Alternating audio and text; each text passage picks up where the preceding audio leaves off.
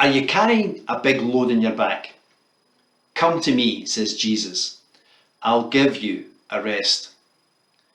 There is somewhere to go where we can be, and the second thing I want to say this morning, where we can be rested. If you're carrying a big load in your back, Jesus says, come to me and I'll give you rest. In coming, you must leave behind your pride and your self-reliance. In coming, you must acknowledge your helplessness. In coming, you must be willing to be like him, humble in heart. So, are you carrying a big load on your back? Is it the load of anxiety? Is it the load of restlessness? Is it the load of worthlessness? We carry the weight of the world on our shoulders, and actually we don't need to. But we make excuses for the big load on our back. Oh, anxious? Well, I'm anxious. It's only because I care so much about people. Restless? Well, it's only because I want to make my mark. Worthless? Well, it's only because of the way that I'm treated. We carry the weight of the world on our shoulders because often we are afraid to trust.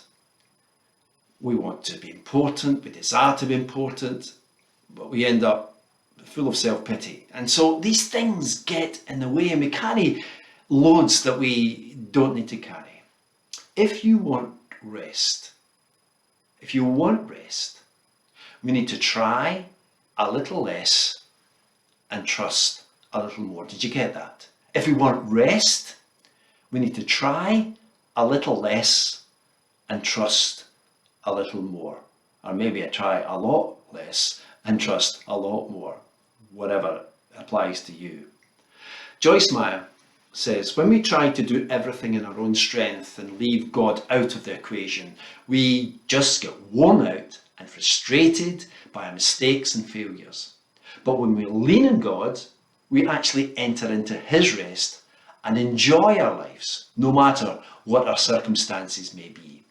Now, God's rest is not a rest from work, it's a rest in work. You see the difference? It's not a rest from work, it's a rest in work. It's partnering with God to do what he's calling us to do by his grace, and leaving the part you can't do in his hands, trusting him to do it. Hebrews 4:3 says it this way, for we who have believed enter that rest. So we start by believing. Joyce Meyer again says, I've discovered that the stress in my life is caused by the way I approach my circumstances and the attitude I have toward them. It was a turning point, she said, for me when I realised that the world will probably never change. But I could learn how to change the way I go about handling situations that are challenging. We're not in control of what's happening round about us, but we can be in control of how we react and how we respond to the situations round about us. And so, if you want rest, that rest is available. Come to him.